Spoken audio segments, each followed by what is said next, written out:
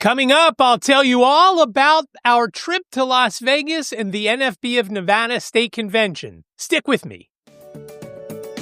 From Studio B in Swarthmore, this is the I Can't See You podcast with David. It's like blind people for dummies. Hello there, and welcome to another episode of I Can't See You, your window into a world where blindness doesn't dictate ability. My name is David, at David Benj on all the socials, and welcome inside Studio B. And I'm hoping the 75th time is the charm on this episode that I started to record over a week ago. But I won't get into the technical issues I've had. Here's what I wanted to talk about.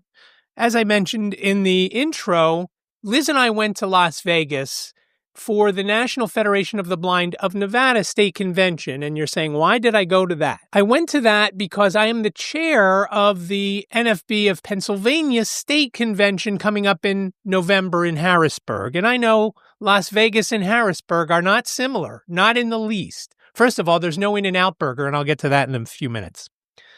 I wanted to go to see how other states ran their conventions, what they might have done and what they do differently from the Pennsylvania convention. I wanted to go in the spring because our convention is in the fall.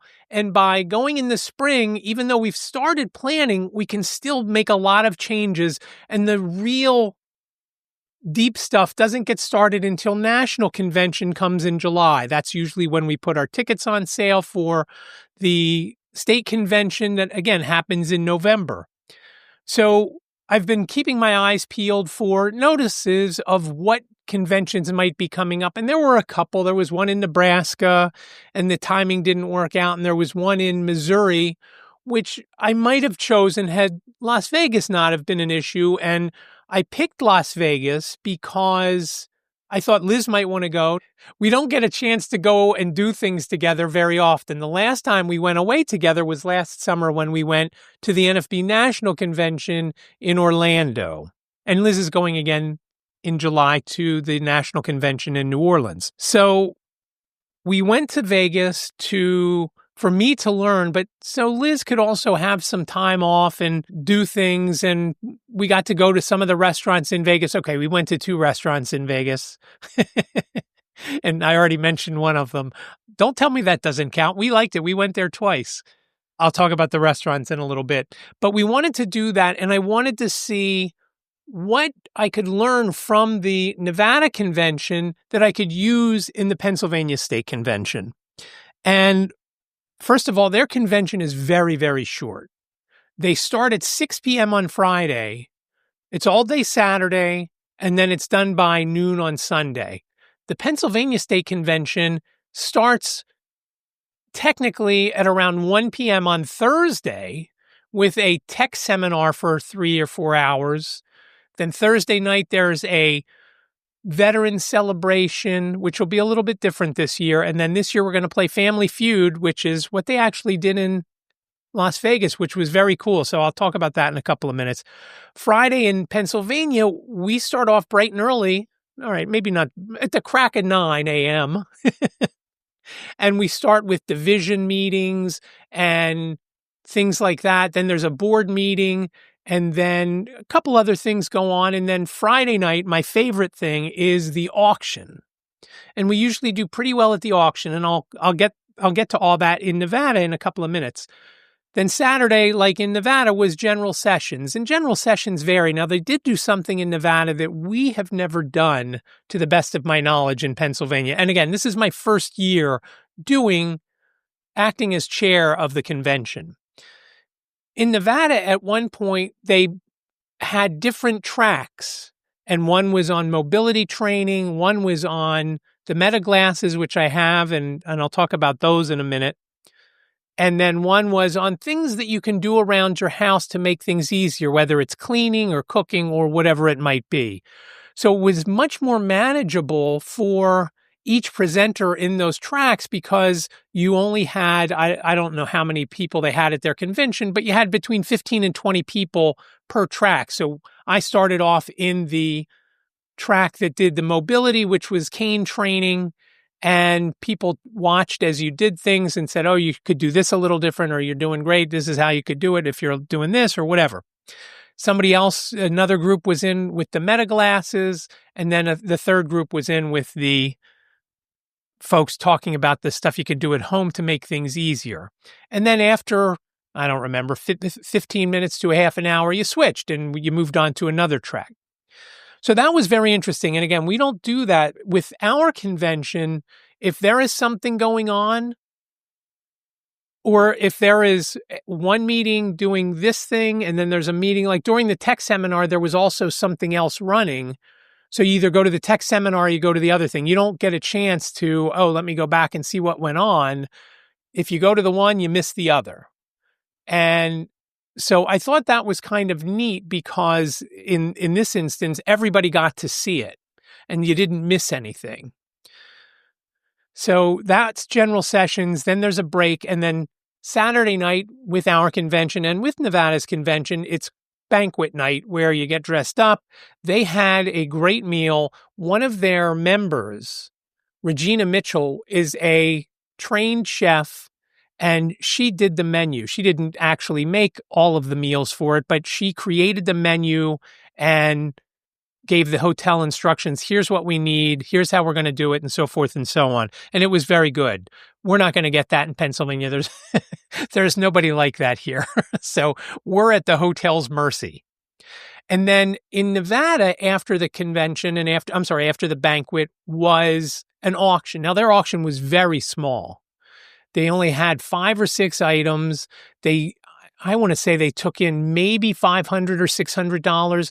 Last year at the convention in Erie, I think our auction took in around $2,500, maybe a little more, maybe a little less. I don't remember the actual number because we also had bingo in with it last year, which just took the fun away from the auction.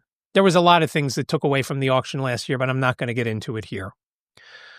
And then Sunday morning was similar to ours, although Sunday morning was when they had their board meeting. And ours, Sunday mornings are chapter reports. So each chapter will get up and talk about everything they did over the last year, fundraisers, outreach, whatever it might be. And then there is also a business report where you find how the affiliate is doing. Now, that report in Nevada came on Saturday in general sessions, and that's pretty much it. And then everybody breaks and you say goodbye and everybody goes their separate ways. Now, there were a couple of interesting things. If you remember back in November when our last convention was, it was in Erie. And Erie is in the northwestern corner of Pennsylvania. Philadelphia is in the southeastern corner of Pennsylvania. So it's like when you measure a TV, you measure it diagonally. That's how you measure. And that's about as far as you could travel in Pennsylvania and still be in the state. And a lot of people didn't go last year from the Philadelphia area because they said it was too far. We chartered a bus. It was $120 to go on that bus, whether you picked it up in Philly, Allentown, Harrisburg, or State College. Everybody paid the same. And as I say that, man, does that sound silly. Why would you pay $120? If you could get on in Philly and pay $120, why would you pay $120 to get on in Happy Valley, let's say? It was like 3 hours from Happy Valley to Erie. That's a lot per hour to be on that bus. Whereas in Philly, we were on for 9 hours and, it was a lot less, obviously. But in Nevada, and we had about 45 people on the bus. In Nevada, Reno evidently is around 8 hours from Vegas. They chartered a bus that went from Reno to a town called Pahrump, and then from Pahrump to Vegas. Now, Pahrump evidently is fairly close to Vegas. I want to say a couple of hours, maybe less. They chartered the same sort of bus, one of those 40 to 50 passengers, 55 passenger buses, paid about $6,000, which is around what the NFB of Pennsylvania paid for our bus to Erie last year. They had a total of 12 people ride the bus. So everybody got their own row. And I mean, when I say their own row, they got their seat, the seat next to them, and the 2 seats across the aisle. So, so you had plenty of leg room and room to stretch out there. Pennsylvania, there were some empties, but again, like I said, probably only a handful, maybe 6 or so. I think our passenger count, I think our seat count, I think was 50 or 52. I don't remember, but you can see the difference. So the affiliate took a bigger hit out in Nevada, and the difference was the folks who came down from Reno didn't seem to matter. And maybe it's because they were going to Las Vegas, and maybe the people in Philadelphia didn't want to go to Erie because it was Erie. I thought Erie was nice. And as I've said before, if Erie were closer, I'm sure we would go more often because it was a nice setup there. The food was pretty good. The hotel staff was pretty good. Again, we were coming off a very bad year the year before that in Harrisburg at the Crowne Plaza, which was just a disaster on the hotel side of things. The camaraderie and friendship and all that stuff was good, but man, the hotel sucked. I mean, it absolutely sucked. So if you're thinking about Harrisburg for anything, look elsewhere than the Crowne Plaza because it was awful. Enough of that. When we started on Friday night in Nevada, Liz and I had the whole day because we flew in on Thursday night. We got there Thursday night. It was 9:00. So that means it was around midnight here. We just wanted something sweet. Happened to be a Chick-fil-A down the street. So we walked down there to get a milkshake and some fries because we really didn't eat dinner before we got on the flight. And we had that. We walked around the hotel just to get our bearings and to help me out a little bit more to see where things were, where there might be steps. And again, it's something different for me. I would have done it on my own had I been there on my own. But with Liz there, obviously it made it a lot easier because she could say, oh, there's this over there. Oh, we're walking past the Starbucks, which I may not have noticed. Now, the next night I had the meta frames on and I was asking what's over there, and it's telling me all these things. And again, I'll get more into them in a few minutes. So we got to walk around. We got to walk around the hotel and the casino, and we did all that on Thursday night, went to bed. Friday, we had the whole day. So our plan was to eat an early lunch at In-N-Out Burger. I was there about a year ago, almost a year to the day, to the same one we went to, which is right on the Strip. Our hotel was not on the Strip, which was good in some instances and bad in others. It was good because everything around the hotel was reasonably priced. In-N-Out was cheaper because we went to one on Sunday. That was just down the street in walking distance, and prices were probably 6 to 8% cheaper than the one that was on the Strip. But of course, when you're on the Strip, there's a whole bunch of things to do. You could go into the other casinos and hotels and shops and all sorts of things. So after we went to In-N-Out on Friday morning, it really was Friday morning. I think we ate lunch at 11 o'clock, like we were in third grade. And then we walked around the Strip for a few hours and we went and checked out some shops, and I bought some candy at a candy store that I still have plenty of. And it was a nice afternoon. We relaxed for a little while, and then we took, I don't remember, a rideshare cab over to a Michael Symon restaurant called Mabel's over at, I want to say it was at the Palm. I don't remember the hotel. I think it was the Palm. So it was a 15-minute ride, maybe. It was $20 or $25 with rideshare. The one problem being off the Strip was we had to get in the car to go just about anywhere except In-N-Out Burger and Chick-fil-A. Liz also walked around on Saturday along the street that we were on. We were on West Sahara. So she went in, her neck was bothering her after the flight. She bought one of those neck pillows for the flight home. And so it was more of being in a regular, I don't want to say suburban but it wasn't like being in the middle of a city either where we were. So she was able to do that while I was in general session. So we went to this Michael Symon restaurant, getting back to that, on Friday afternoon, eating like we're 80 years old at 4 p.m. And it was funny because he was actually in the restaurant. It's a barbecue place. I liked it. Liz was a little underwhelmed with it. I would go back. It wasn't very expensive. I thought it was decent. I had mac and cheese. What else is new? And some sort of ribs. I think it was the kind of rib that they put on Fred Flintstone's car in the ending credits of the Flintstones. And Liz had baby back ribs. And again, I liked them. I thought they were good. Liz thought the cornbread was just okay. The cool thing was he was there and Liz got to see him. he was in town because the next day he was doing a book signing. She wasn't interested in his book, so she didn't go back because she could have gone back while I was at General Sessions. Then we go, after we get back, we have a couple of minutes, we go relax in our hotel room and then go down to the 6 p.m. start of the convention, which was kind of kind of eased into it because they had a buffet of, I want to say almost like finger foods and things like that. They had fried shrimp and things like that. And at this point, of course, we were full, so I didn't get anything until it came to dessert time because we didn't get dessert when we were at Michael Symon's. They had ice cream where you could put all sorts of toppings on.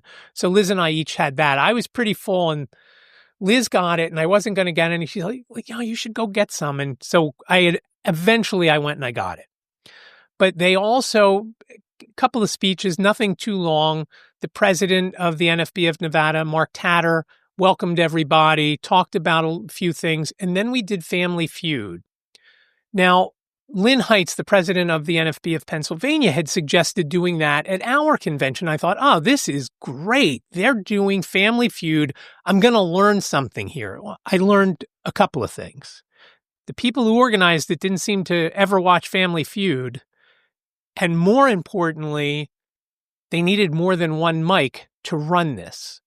Because what was happening is the person who was asking the questions was then asking, we surveyed 100 people about blah, blah, blah, blah, blah. And then both sides were just shouting out their answers. So people across the room couldn't hear that.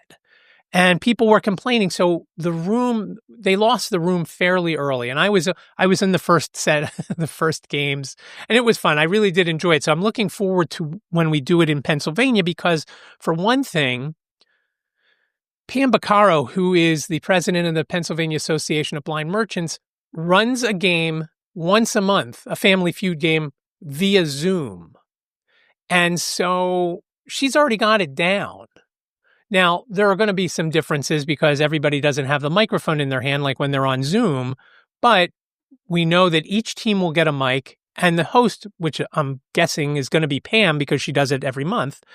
So that was one great thing that we learned, and they kept a total, I guess, and again, they didn't do it, in the real Family Feud, if you get the number one answer, then you can keep it or pass it to the other team, and then you just answer until you lose. You get 3 strikes, or if it gets passed to you and you get the 1 strike after the other team has failed. So it just went back and forth, and they just kept like a total of points. And then once somebody got to 100 points, that was over. That team won. I was on the winning team. Then Liz did it in the second game. I don't remember if she was on the winning team or not. I guess she was.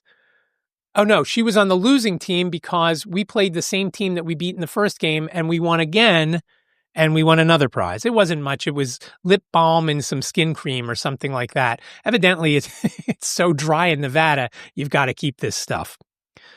So one thing that is difficult in Nevada, in Las Vegas, is the way they have everything set up. The hotel is on one side.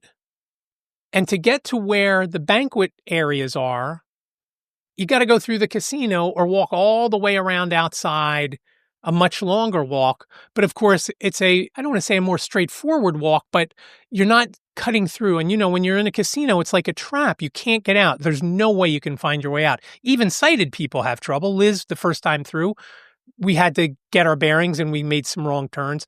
So imagine if you can't see getting through the casino. And when we left that night from the convention and we're walking back through the casino, we noticed a guy that was having some difficulty, and he asked if he could grab my shoulder. And I said, sure. And he grabbed my shoulder because he was about a foot taller than me. And it turns out it was the national rep for the convention. Each state convention of the NFB has someone representing the president of the national organization. And in this case, it was NFB of Montana president Jim Marks. So he's holding on to my shoulder while Liz is holding on to my arm, my right arm, and he's holding onto my left shoulder. And he and I are talking as Liz is guiding us through around the chairs. And that's when did it become difficult for people to stand at a slot machine? And I guess, again, they want people to stay, so they want them to be comfortable. I mean, these are nice, cushy chairs, but they aren't secured to the floor, so sometimes they stick out a lot, and I was constantly running into them. I'll get onto that in a second. So Jim and I are talking, and I'm not paying attention. This is on me because Jim and I were talking, and he was telling me about Montana, and I told him I apologized to him. The only thing I know about Montana, I said, was what I've seen on Yellowstone. So obviously not a lot. He didn't know John Dutton and swears he was never the governor. So we get through, we're almost out of the casino, and Jim said to me, I thought your voice sounded familiar. I said, oh, do you listen to White Canes Connect? He said, yeah, I've listened to a couple, but I think I've heard you more on That Real Blind Tech Show. And I thought that was kind of funny, and I laughed. And of course, I told my friend Brian once I got back of what he said. But the next morning, Liz wasn't going to the convention, so I walked over there by myself. And getting to the place was not a big deal because I knew I walked into the entrance. I walked down to where there was an opening on the left. I made a left and just kept going to the left until I got to a wall where there was a Panda Express, made a little bit of a right, and then made a left, and I went up the escalator. Boom. That wasn't an issue. And it was tricky, though, because I had a Starbucks with me, and I was dreadfully afraid of running into somebody and dumping the tea all over myself or all over them, and then having to go back and get another one, and you start the whole 5-minute steeping process and all that all over again. But I made it through without an issue there. But I'm not going to lie, I was nervous walking through because of the way some of the chairs stuck out. Coming back after the morning sessions, after I ate lunch, I went back up to the room for a couple minutes to talk with Liz and whatever, and I couldn't get out of the casino. I walked past where I needed to make the right, and I just ended up doing this big loop around. I somehow ended up behind the escalator that I had gone up to get to the convention, and so I tried it again, and I'm listening all around, and I was hoping that in some casinos, they put all of the same machines near one another. And I kept hearing this screaming eagle. And I thought, is that the same one, or is that a different machine in a different section of the casino? And it turns out they have them all over the casino because Liz and I walked around through there again and I heard them all over. So they're all over. So I finally found my way and went back for the afternoon. All was said and done.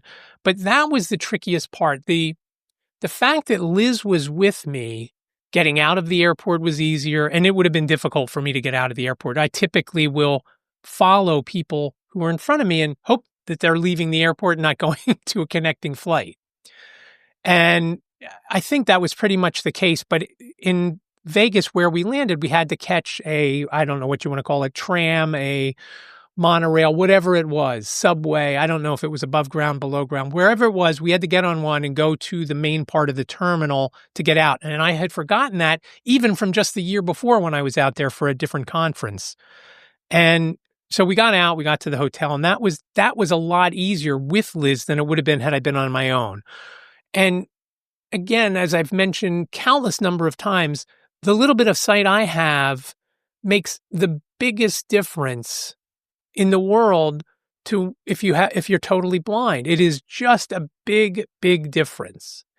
And there are times over the past year I thought, well, okay, am I doing this? Am I able to do this because I have a little bit of sight? Sure, I can't read stuff, but I kind of could see if somebody's coming, and I don't always see people coming, and I run into them and whatnot, but it's very different. And so the fact that Liz is there made it a lot easier walking along the strip and finding out what's in front of me and asking Liz, hey, what hotel are we near? Or when we were near the fountains at the Bellagio, she saw a sign that said no swimming. And I took a picture. I'll put it up over my shoulder. Let's see if I guessed right on the correct shoulder. If you're watching on YouTube.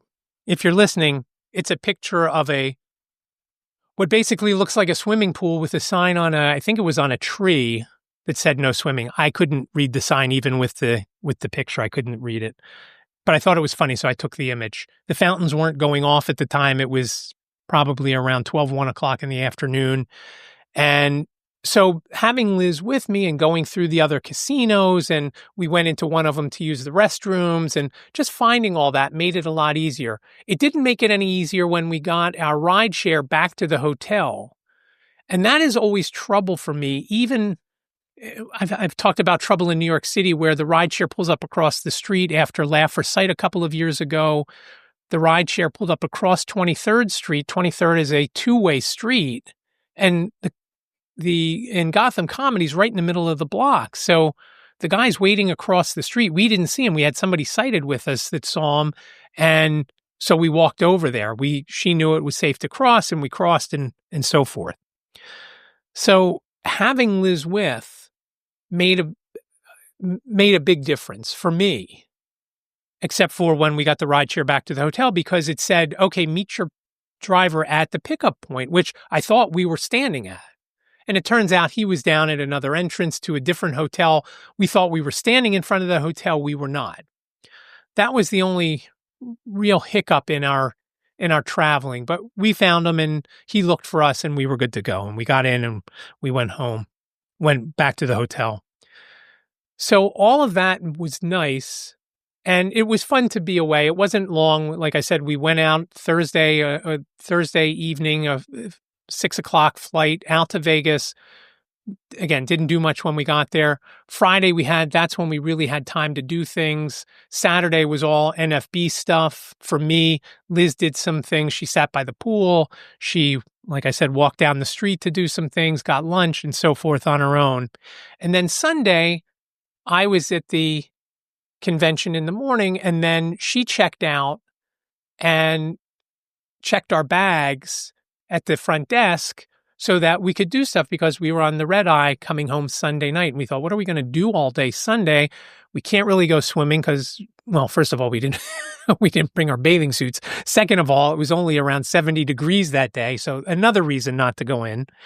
And when we were looking around the hotel on Thursday, when we got there, we noticed there was a movie theater attached called Cinebar. It's part of the Regal, where they come and take your orders at your seats, and you can get whatever you want and so forth and so on. And of course, when Sunday came, we thought, oh, why don't we go? That would be a great thing to do. It's not a lot. We don't have to get in an Uber or Lyft to go over to the Strip. We can go to the In-N-Out Burger for lunch up the street. We were going to do 2 meals on Friday, and we thought that would have just been too much to do lunch maybe on the Strip, and then dinner before we went to the airport at the In-N-Out Burger down the street. And I thought, that is too much to eat. And so we decided just to walk down the street, get lunch, and then go to the movies. And that's what we did. And we had some downtime where we were sitting around waiting for the movie to start in the lobby area, which again was a bar. So for a while, it was quiet. And then March Madness stuff came on. I think it was March Madness. Maybe it was just NBA stuff.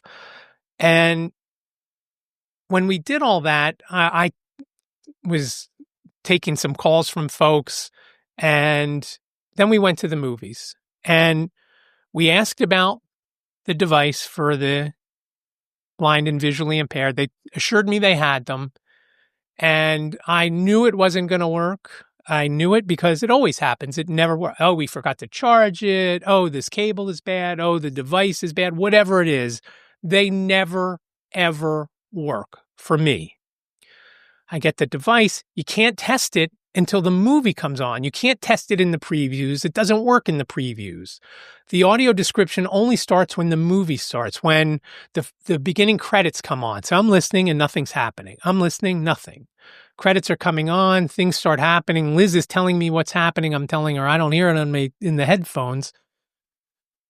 She's going to go. I said, you know what? Just tell me what's going on. I don't want you to walk around to try and get these fixed, because it always ends up on her, because she can easily run out and tell the guy and then get him back. She saw somebody in the theater, so she went and asked, grabbed my device, gave it to them, and then within a few minutes, he brought me a new one. I put it on. I hear stuff, but the audio quality is terrible. If you were listening to a podcast and you heard the quality like this, you would stop listening. And I gave it to Liz, and I said, is this me, or is this just not good? And she listened. She's like, that is unbelievable. It was every third word was being said. And what was worse, it was only the audio description coming through the headset.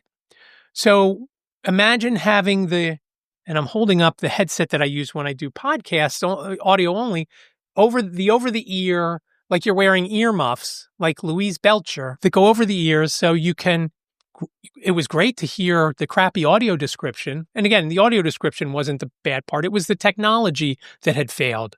The problem was I couldn't hear the dialogue with the headset on. So I had to have one on my ear, like I'm showing now, and the other earpiece resting on my bald head. And that is one good thing about having a bald head. It didn't have hair there to have it slide around. It just kind of adhered to my head. So it was very disappointing. And I always expect the worst with the audio description. It just never fails. It never, ever fails, whether it's going to a play or it's going to the movies. It was the first movie I've been to since COVID. And I'm not excited to go back. It's not cheap, as you know, to go to the movies. Now, we got a matinee price, so that part at least was good. It was only like $12.50 for each of us, $25 total, which I thought was high, but I was texting with my friend Alex, and he had gone to the same movie, The Accountant 2, the night before, and he paid like $15 more. I couldn't believe it. And he was in the Philadelphia area, so go figure. In Vegas, it was cheaper. Even, again, matinee pricing, I don't know what the regular pricing was. So it was just disappointing, and it just makes it, even if the movie is great, it makes it tough to like it because I knew I missed stuff. And Liz told me after, oh, do you remember that part where da-da-da-da-da? I said, oh, is that what happened there? I didn't know. So it's just frustrating. When it works, when you watch at home, it makes it that much easier because if it doesn't work, you just shut it off and find something else. When you're in the movies, you can't change the channel. Everybody else is watching the same thing. Unless, I guess, you ask everybody in the movies, hey, can I change this? I guess that wouldn't fly, right? But I will watch that again when it's on whatever service it's on, assuming it has audio description when it comes out on streaming. If it doesn't, then forget it. I will not watch it again because movies, Liz and I we watch over the course of a few days, and a lot of times audio description falls asleep on the couch. So if it has audio description, I will definitely watch it again because I did like what I saw and heard of it. So that part was frustrating. So after that, we finished up there, grabbed our bags, and went over to the airport and just kind of hung out there waiting for the flight to leave. No issues with the flight. We flew Frontier, which I know people probably think less of for that, but we had no problems with it. The seats weren't that comfortable, but I don't think that was a Frontier thing. I think that was an Airbus thing. And combined, our total to fly to and from Vegas for both of us total was about $358 or something like that. I think it was $176 each. So in that ballpark, I forget what it was. $158 each. I don't remember. It was roughly about $350 for airfare combined. And I thought that was pretty good. I also got a pretty decent deal going to New Orleans, but not quite as good as going to Vegas. So all in all, it was a great trip. And I was happy to get to meet the folks in Vegas from the Nevada affiliate. And I'm looking forward. I know a few of them will be at this national convention in New Orleans, so I'm going to see them down there. And the stuff that I learned, some of the stuff that I learned, for example, the Family Feud stuff is going to be very helpful. The other things that I learned, we do a lot of things the same. Everybody, no matter what state you're in, loves door prizes. And it's also a great way to get people to stay in the event so you can win that door prize. I also learned that Nevada, as an entire affiliate, has 77 members, which is up a good percentage from what they had the previous year. But in Pennsylvania, I don't know the total number that we have. It's between 150 and 200. And the two Philadelphia chapters, Greater Philly and Keystone chapter, have around that same amount, 77. Somewhere in that ballpark. Keystone has in the low 30s. Greater Philly has, actually we have more because Keystone has in the low to mid 30s. Greater Philly has about 60. So just those two chapters alone have more than what the entire Nevada affiliate has. So it's a different thing. It's just, they have a couple of the main cities and then there's just a lot of space, which Pennsylvania has some space, obviously in the middle areas, but again, we have many more members and a much bigger state for that matter. I just thought it was interesting. The folks from Reno didn't really bat an eye going to Vegas. And again, maybe because it was Vegas. Whereas the folks in Philly had a big issue with going to Erie. Again, I know 2 different cities. I get it. But I thought that was interesting. Now, I told you I bought the Meta frames, the Meta Ray-Bans, which were not made for blind folks, but they are awesome for blind folks. Hey, Meta, what's in front of me? Hey, Meta, what does that sign say? Hey, Meta, blah, blah, blah, blah, blah. And instead of having to take my phone out when I'm in Penn Station the next time I go up to New York to wave it around and then try and get it up to my ear to hear what it's saying when I'm looking for the Starbucks or the men's room or whatever, now I'll have them right on my face. And I got the transition ones. And at first I didn't think the transitions were getting dark enough, but I realized the other day that they are.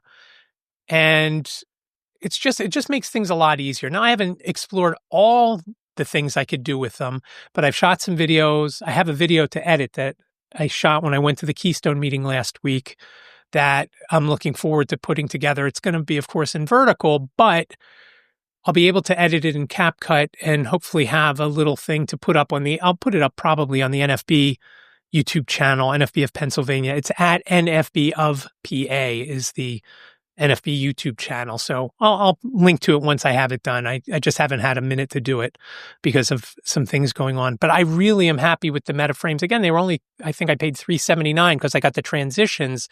You can pay less for the ones that are always sunglasses that look just like the Wayfarers. And I did get the Wayfarer style, but again, I've got the transition lenses so that when I walk into a store, if I'm looking in a supermarket for something, I can just keep asking, hey, Meta, where's the produce aisle or whatever I'm looking for?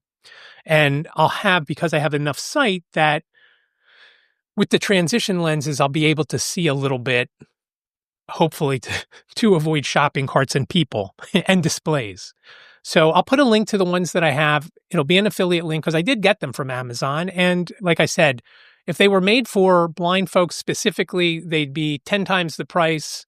And they're not, thank God. So they're as far as assistive technology, they are very, very inexpensive. Most assistive technology you can't find it for less than $1,000 to $1,500, depending on what it is. There's a few handheld items and magnifying glasses that you can get for under $1,000. But for the most part, if you want tech, it is going to be more than $1,000. And sometimes some of the Braille note takers are upwards of $5,000, $6,000. I don't know Braille. I can't feel anything. So not a problem for me. So again, check that link down in the description. You can check out the Meta Ray-Ban smart glasses. Again, I really like them. I wore them all day during the Keystone meeting. In fact, I wore them so long that they died. That was the only time that I've had them on for so long and used it so much that they died. Like I said, I shot a lot of video that day, asked a lot of questions. So they were constantly in use. And I think they lasted, I put them on at around 9:00 that morning, give or take. And I think they died probably around 2. They were on the whole time. And they were working a good portion of it. During the meeting, I wasn't using them a lot, but I did record parts of the meeting. I recorded some other stuff, getting on the train and so forth. So I got a lot of use out of them. And I didn't take the case with me because I didn't have deep enough pockets to put the case in, comfortably take it with, and I didn't want to take a backpack. But always great going to Vegas. Again, happy that Liz and I could go together. Jane came down and watched and stayed with Ziggy because we didn't know Jacob's schedule. And so she worked from home on that Friday and that Monday and went back Monday night. And I was really glad we went. And I think Liz was too. And I thought it was going to mess Liz up for that whole week that we came back, but she ended up making it through because she's exhausted by the end of the week no matter what. So she made it through and all was good. And now we're looking forward to going to New Orleans. And at some point, I wish that we go to Spain or France, Portugal or Italy to take a look around along the coast, along the Mediterranean coast, but we'll see what happens there. So that's all I have this week. We did just drop episode 135 of White Canes Connect. It is for the Blind Birder Birdathon. And while I'm not really interested in birds. I always wonder what birds I'm hearing. And as I talk about in the episode, when we lived in Media, there was a bird that was back in the trees behind our house. It sounded like a cell phone, the way it sang. And I was assured it wasn't because Liz would come out and see where it was up in the trees. But we talked to a couple of folks, one of the organizers of the event, which is Sunday, May 18th. I'm hoping I have this out by then. And one of the folks who are local and going to have an event to piggyback on that in Malvern at a park there during the event from 4 to 6. I'm busy this weekend with going to the Spring Fling Blind Vendor Showcase out in Harrisburg. I'm looking forward to that. It's a fundraiser. We're going to have blind vendors there selling their products and services. And it's also a fundraiser, so we can make some money for the organization to help folks to get to national convention and state convention, things like that. It's at the Best Western. So again, I'm happy to get back out there and see the hotel and get a good feel for the hotel because that's where our state convention will be in November. But check out episode 135. Episode 134, we talk about the Spring Fling Blind Vendor Showcase. Pam Baccaro and I talk about it and talk about what's going on. I'll put links to both down below in the show notes and description. So that's it. That really is all I have for this episode. In-N-Out Burger, we wish you would come to the East Coast. Liz loves it. I love it. Very inexpensive. And animal style, double animal style for me. Liz got a single animal style, no cheese for her. Just really good. We really liked it. And when I was in Harrisburg last week for another event, the Uber driver said to me, "Oh, I didn't think much of In-N-Out Burger." We're like, "What? What do you mean?" So we were happy with going. Show notes are available over on the website, ican'tseeyou.com/285, ican'tseeyou.com/285, numerically speaking. And remember, I Can't See You sounds like a whole sentence, but it's only 7 characters long. iCapital.com/285. Please reach out to me on the socials, as I mentioned earlier, at David Benj, LinkedIn, Facebook, Instagram, Threads, many other places. Blue Sky. I know I'm forgetting some, but at David Benj is pretty much where you'll find me, except for on TikTok. I do not have TikTok. Is not at David Benj. It's I Can't See You Podcast. There may be 1 or 2 videos up there from me. You can also reach out via email, ican'tseeyouPodcast@gmail.com, ican'tseeyouPodcast@gmail.com.